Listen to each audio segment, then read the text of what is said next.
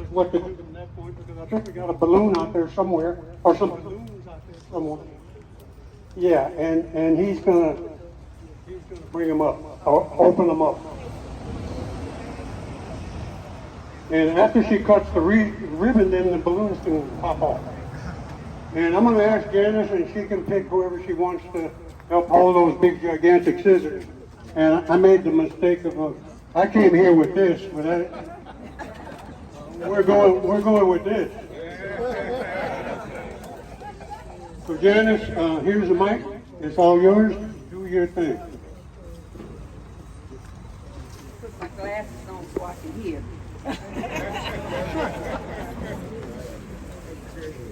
What a marvelous day. What a day of rejoicing this is. If I can help someone, Yeah. as I travel along my life's way, then my living shall not be in vain. That's what Daddy would say. If I can help someone as I travel along my life's way, then my living shall not be in vain. I'm honored and humbled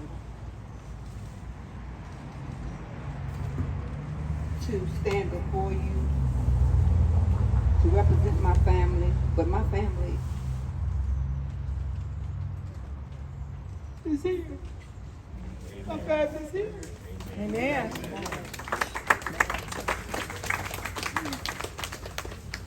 My sister Gwen, my sister Liddell, they're here. God has seen so fit to bring us together. Daddy has brought us together. Yes. Daddy has brought us together. Yeah. Thank you, husband. He literally ironed my clothes to get here this morning. I appreciate it. Thank you so much. Daddy lived his dash 100 years.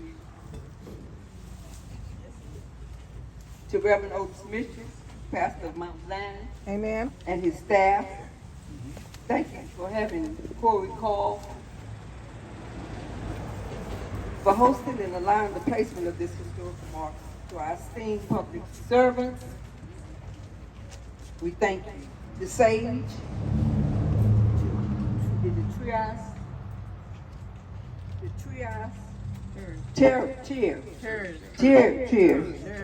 Thank you so much to the historical committee.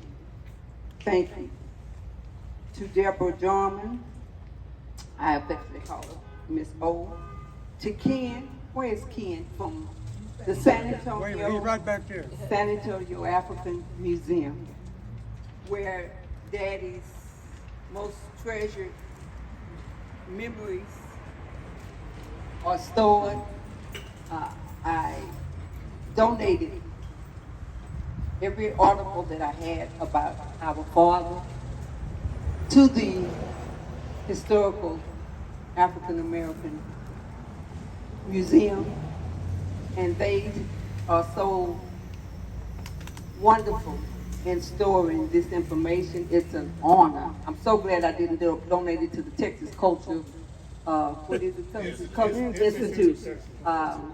At that time, that was 20 years ago, they were asking for something from Daddy.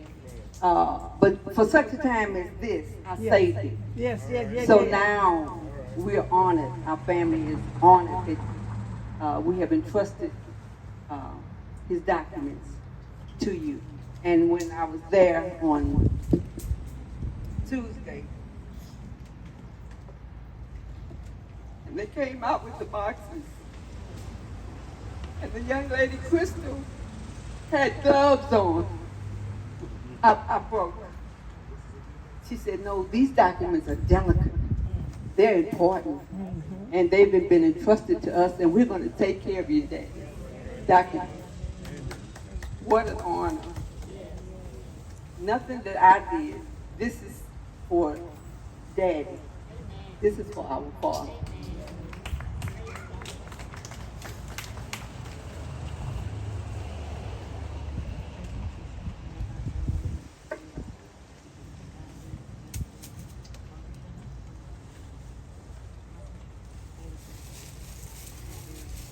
think I gave this is my niece to my daughter. This is my granddaughter, my daughter.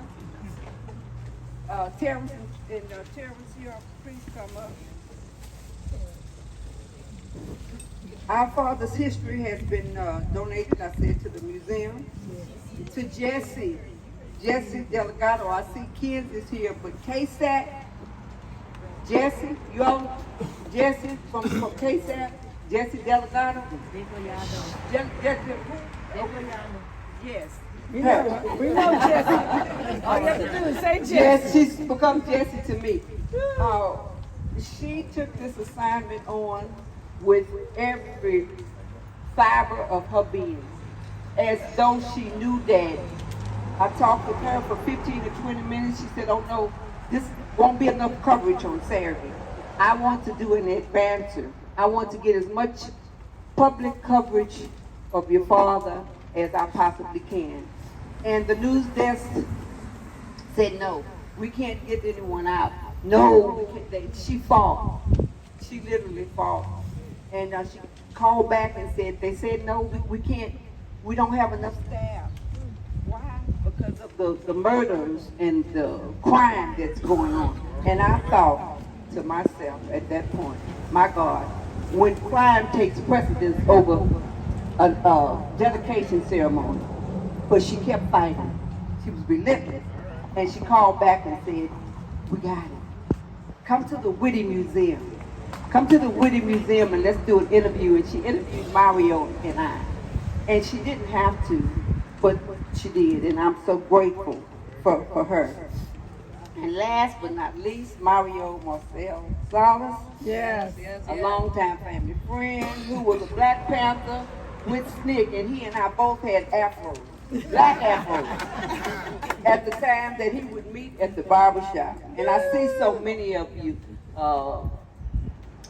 William Johnson, and of course, TC and Mario and John Sanders, and there's so many that I look out and see, and I'm just indebted to, who is that? David.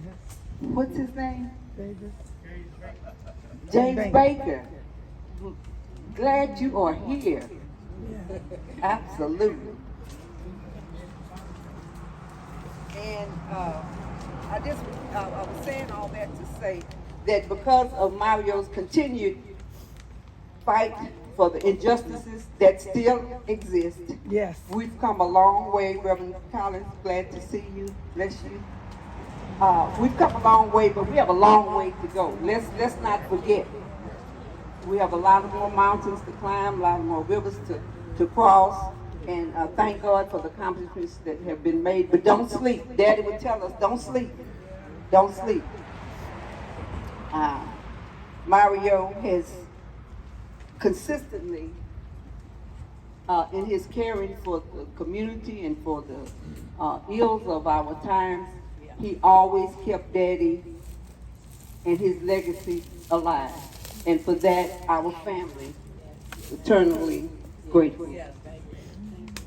Daddy was fearless and blessed to own his own business. He was the sole owner of Inman's Barbershop, That's right. the That's pulse right. of the community, where you could come and speak your piece. Cars would line up and down Hackberry Street. On a Saturday, cars would be all over on both sides, not to get haircuts. And some that are here would know you may get a bowl. You know, Daddy barbered until he was in his 90s.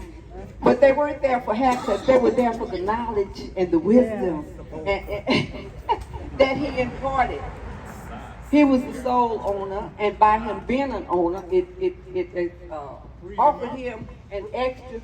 It freed him up. It freed him up. Thank you. It freed him up to speak his piece his way. That's right. That's right. And he understood that most people had to work, and they cautiously and rightly so, they had families, and they could not say what they wanted to say. They couldn't speak the truth. So Daddy said, "Come to the barbershop. You can say whatever you want to say." And the FBI surveilled us It was just going around and around and around our home. And that did not bother Daddy one bit. He was the voice for the oppressed. I remember working for the pecan workers, the migrant workers. Wherever there was a fight, I think of John Lewis, The Good Trouble. Well, Alexander Sutton, Buster, Daddy's friend, our friend. He quoted Daddy as saying, wherever there was a fight for injustice, Daddy was there. And that's what he was the wind beneath so many that have soared. He was the wind beneath. He did not do anything for himself. He pushed away from himself to point to others to be encouraged. You can do this. We would go to Austin and he would see what the track record was for any politician that came to our community. Daddy already had the track record. So when they came to our community and asked for our votes, Daddy said, yeah, but your track record says 4 years ago you voted for everything, against everything our community stood for. So we will be able to support you. Now Daddy could do this because he could not be persuaded by money. He had no political aspirations. He never ran for office, but he did the right thing. He did the right thing, and he had no problem about what you know. I'm not used to this. What's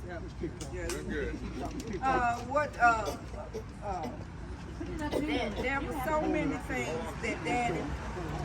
Okay. Thank you.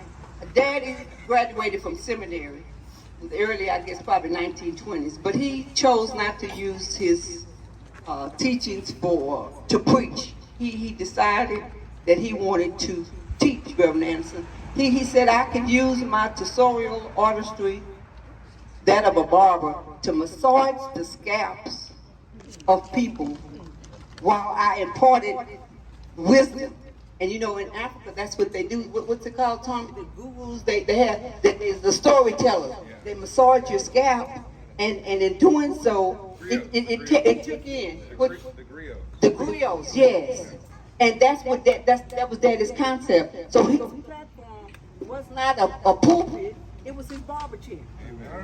And that's how he loved his community.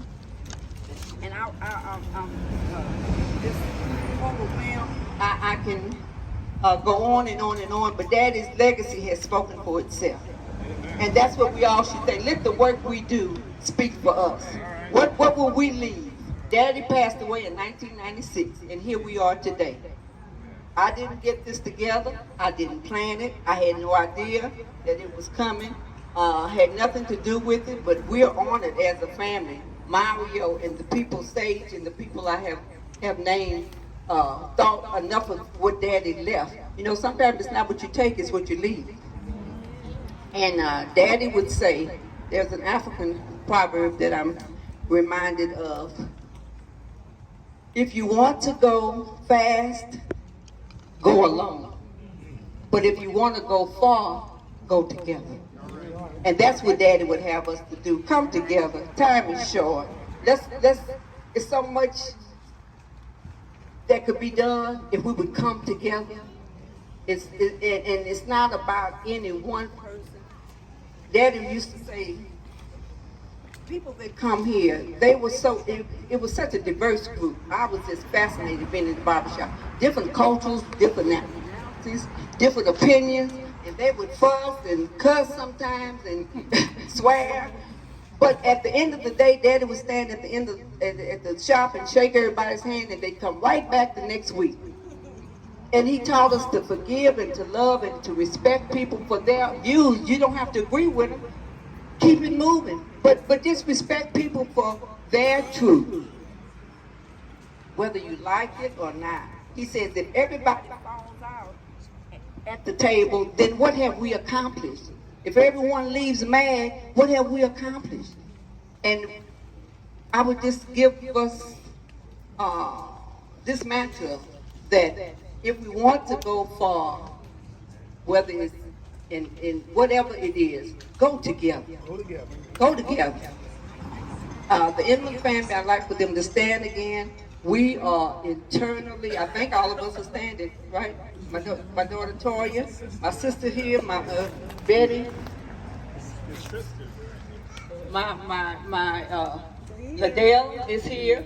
This Barbara Smith is the her dad Louis Inman and my dad John Inman were brothers, and she's the last of not the last of, but you know what I mean. She's our matriarch, so to speak, and we're glad, we're happy, we're honored that she is here. Her son David has brought her. Eric, thank you so much for being here. It's just such a wonderful legacy, and I almost, Frank Dunn, hi. Reverend Arshiel, hi. I almost let the devil defeat me and say, oh, you don't need to do all that.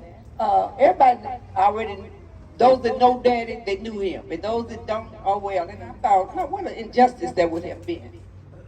Daddy fought for this community. There's a tree that Mario was instrumental with Mayor Garza. The tree is planted down, and that was 10 or 15 years ago. So this is my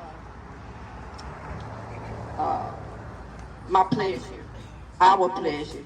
So we, the Inman family, are eternally grateful to each of you for coming.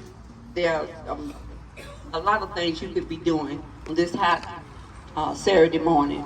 Siobhan, bless you. My nephew drove in from Dallas, and his lovely family. God bless you. My friends from True Vision Church are here.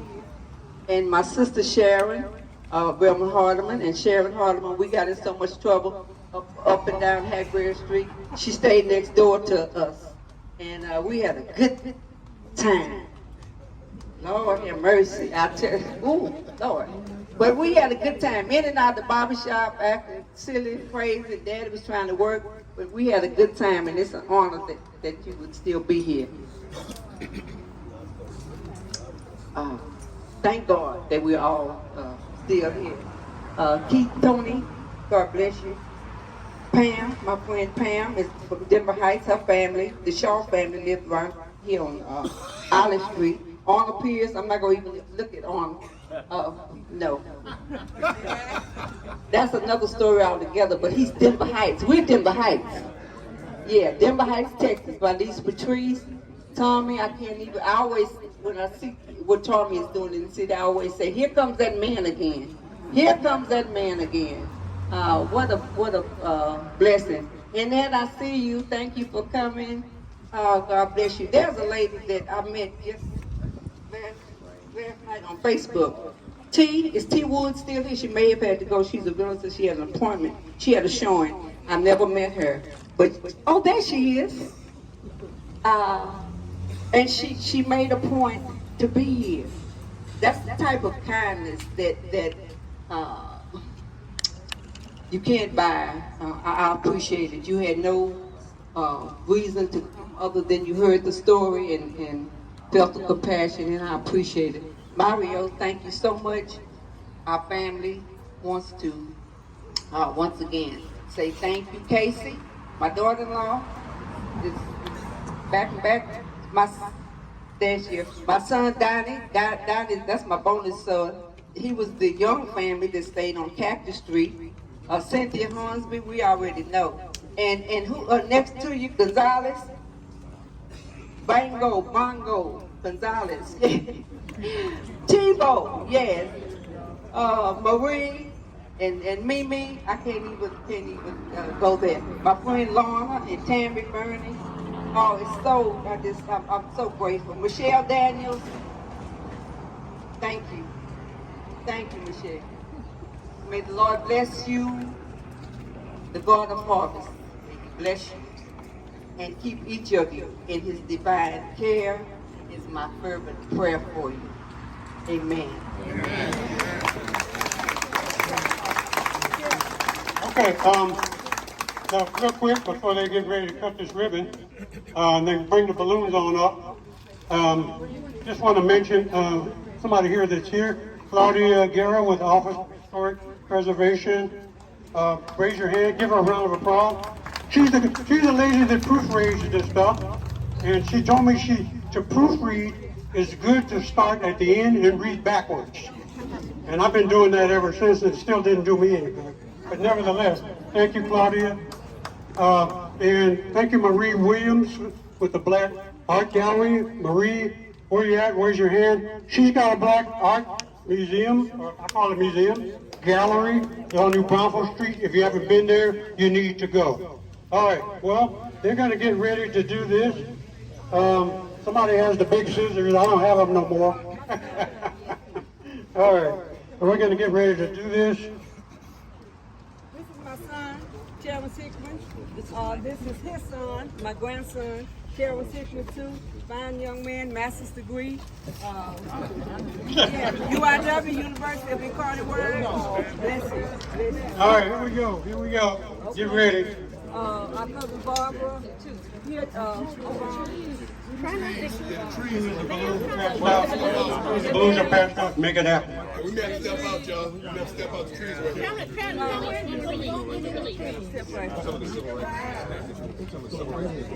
Yeah, would John Sanders please come forward? Civil rights leaders, please come forward. come on, George. TC, John Sanders, please come up here.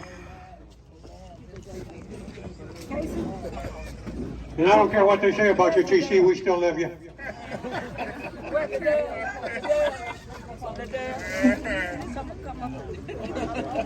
The balloons on?